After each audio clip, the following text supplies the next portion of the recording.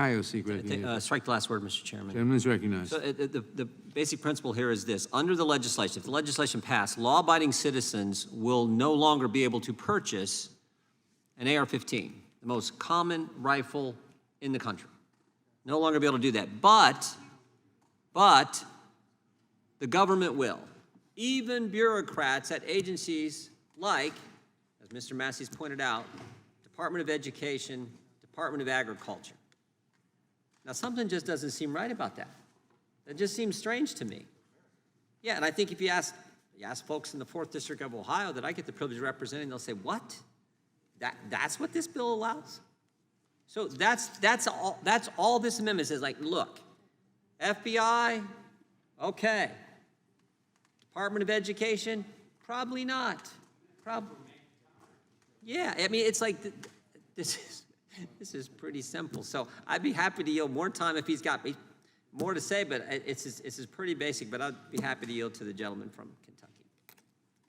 Well, to enter these agencies, you have to go through a metal detector. And they have a civilian mission. They do not have a military mission. And I think Dan Bishop said it well. It really begs the question, are these, and I'm not saying it as well as he did, but how can you say these are weapons of war and then argue that they need to go to agencies that are not engaged in war and should never be engaged in war? And let me just reiterate, a vote for the underlying bill after voting against this amendment is saying that you think that these, what most Americans would think are benign agencies like the Department of Education, we're the government and we're here to help, like the Department of Agriculture, we're the government and we're here to help. Most people don't think they need weapons of war, that they don't have a military-style mission.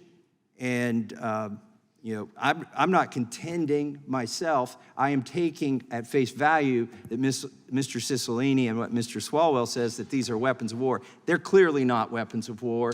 If you want to give them to the Department of Education, which is involved in curriculum and whatnot, and the Department of Agriculture, these are not weapons of war. So please either vote for the amendment or vote against the bill. Yield to the gentleman from Florida. The entire reason we have the Bill of Rights is because there are certain rights that have to be reserved to the people, not government.